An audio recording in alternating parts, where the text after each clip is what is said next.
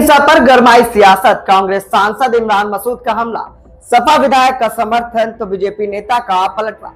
बरेली से बड़ी खबर सामने आ रही है, जहां आई लव मोहम्मद पोस्टर विवाद के बाद भड़की हिंसा पर सियासत अब गर्मा गई है। पूरे जिले का माहौल तनावपूर्ण है और इस बीच कांग्रेस, समाजवादी पार्टी और बीजेपी के नेताओं के बयान सामने आ रहे हैं। कांग्रेस सांसद इमरान मसूद ने सरकार और प्रशासन पर बड़ा हमला बोला है। उन्होंने कहा है कि मुसलमान मोहब्बत का दिखावा नहीं करते, हमारे लिए मोहम्मद साहब हमारी जिंदगी है।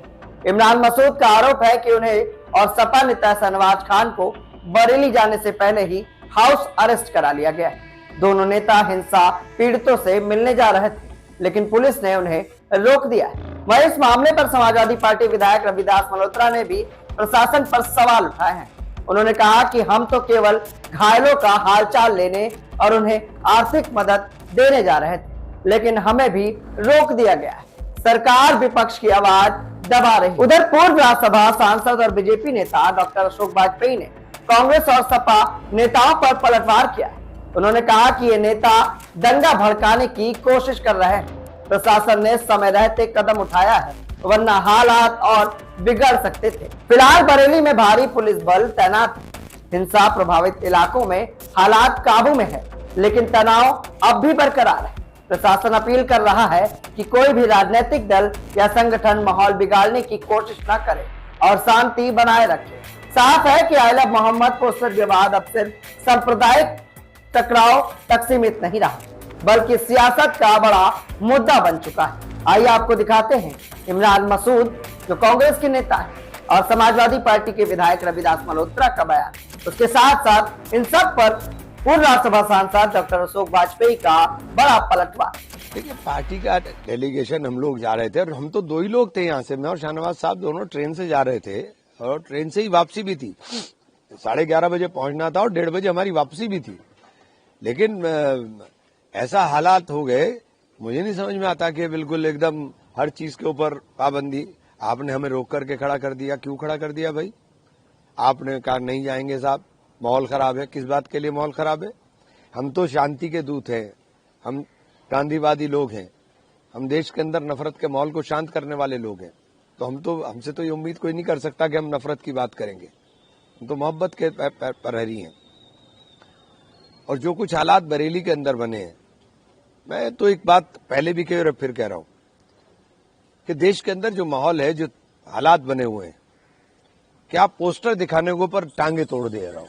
बरेली में भाजपा सरकार के आदेश पर पुलिस ने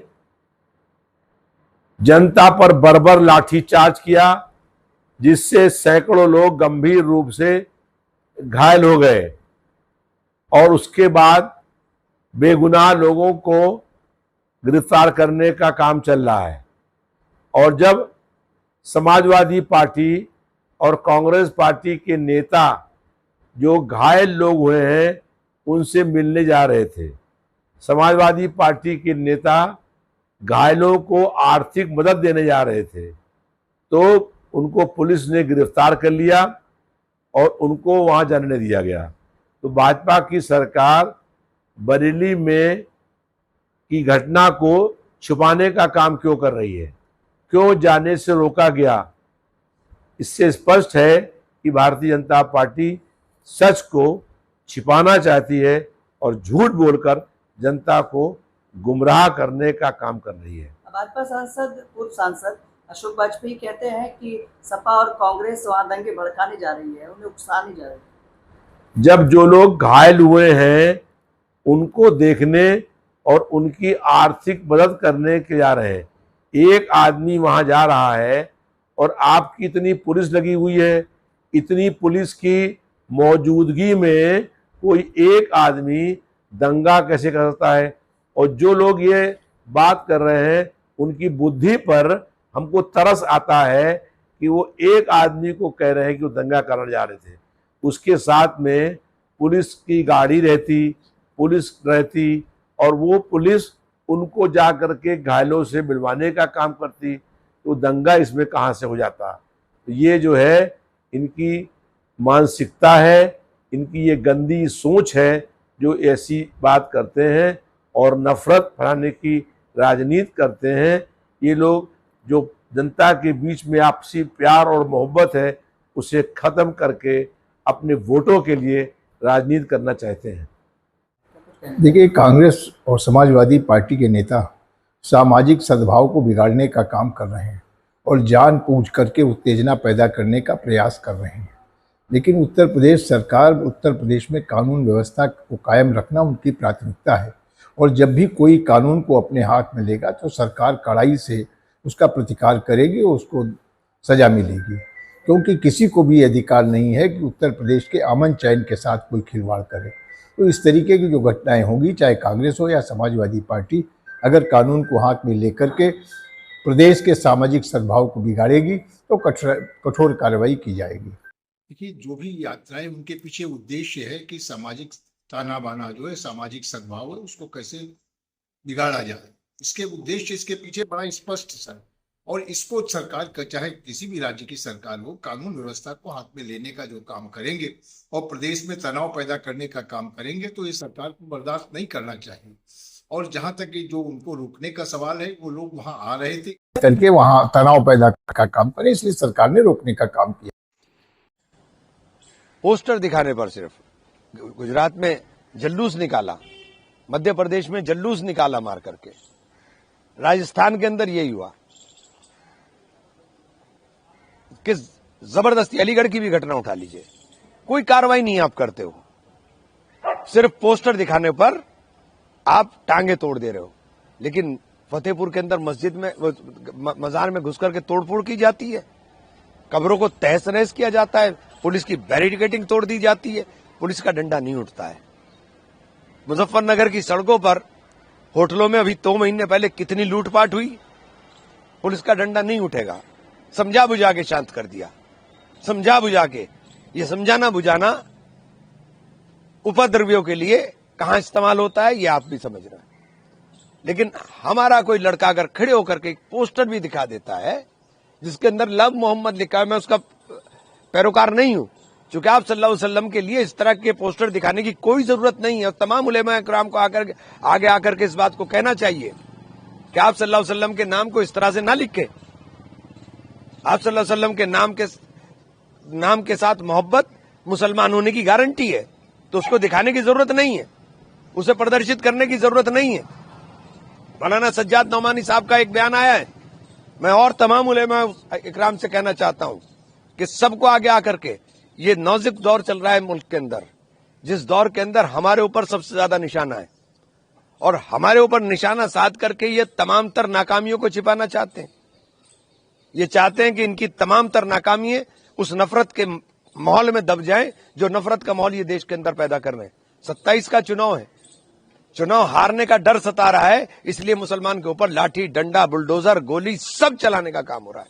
और ये जो नफरतें हैं, इन नफरतों की बुनियाद के ऊपर उन तमाम नाकामियों को छुपा करके चुनाव के एजेंडे को अपने चलाना चाहते हैं। तो ये सीधा सीधा खेल चल रहा है, तो इसके अंदर किसी भी सूरत में हमें इस्तेमाल नहीं होना चाहिए।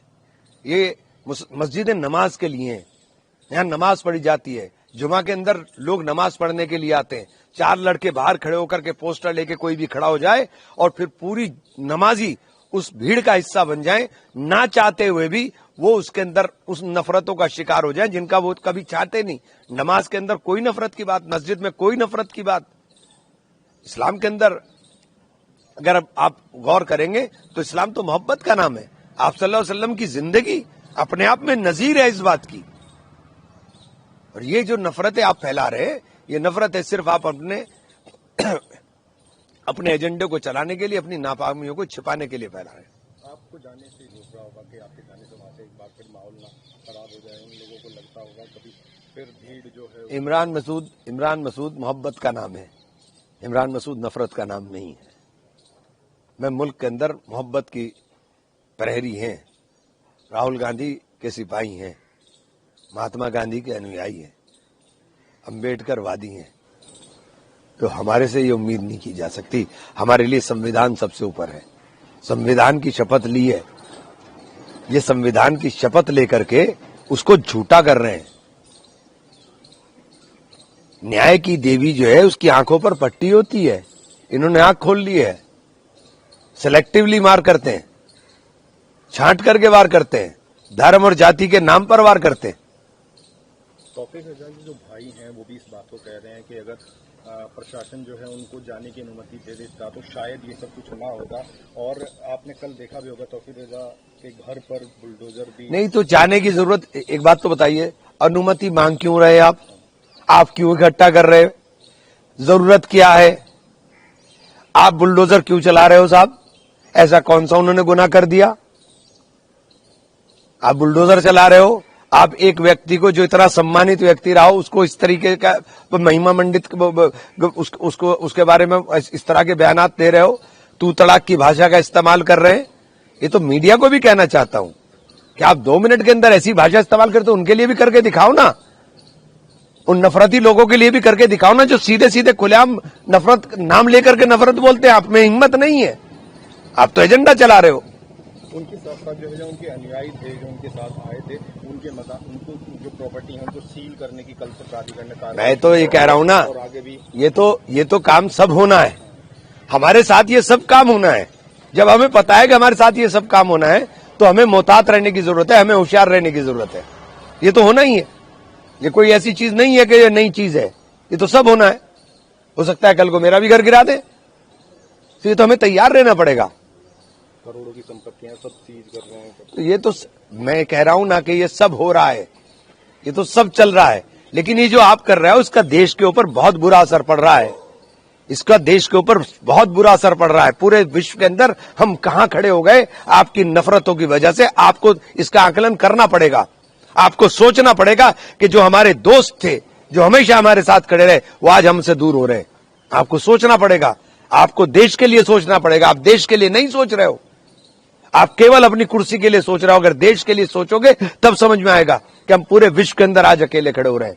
मुख्यमंत्री योगी आदित्यनाथ कह रहे हैं कि मौलाना को भूल गया था कि शासन किसका है। 2017 से पहले ये सब चीज चलती। ये तकब्बुर के लफ्ज हैं, ये तकब्बुर के लफ्ज हैं। ईश्वर को घमंड पसंद नहीं है। घमंड ना करें, ईश्वर को घमंड पसंद नहीं है। मुख्यमंत्री हैं, सबके मुख्यमंत्री हैं।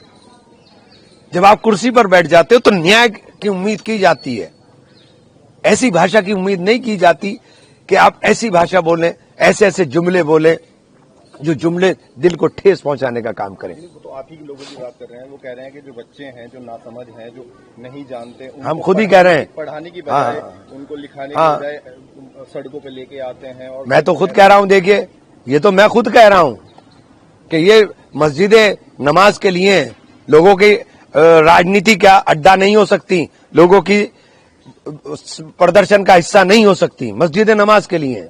अब आपका आगे क्या प्लान है? नहीं, कुछ नहीं है, हम लोग बैठे हैं। ये इन्होंने चारों तरफ घेरा लगाया हुआ है। क्या आप भी कर रहे हैं कुछ खास? क्या आप भी ला रहे हैं समाज में परिवर्तन? क्या आपने भी हासिल की है उपलब्धियां? तो हमारे ताजा तरीन शो पॉडकास्ट में आप बन सकते हैं गेस्ट और बता सकते हैं अपनी जीवन यात्रा। जर्नलिस्ट यूपी लाइव न्यूज लगातार पॉडकास्ट एपिसोड में उन खास शख्सियतों से आपको रूबरू करा रहा है जो समाज में परिवर्तन लाए हैं, जिन्होंने समाज में अपना एक अच्छा मुकाम बनाया है और लोगों के लिए मिसाल बने। क्या आप भी समाज में परिवर्तन ला पाए? क्या आपने भी अपने जीवन में कोई मुकाम हासिल किया है? तो ये शो इंतजार कर रहा है आपका। नीचे दिए गए नंबर पे संपर्क करें और हमारे पॉडकास्ट का हिस्सा बने।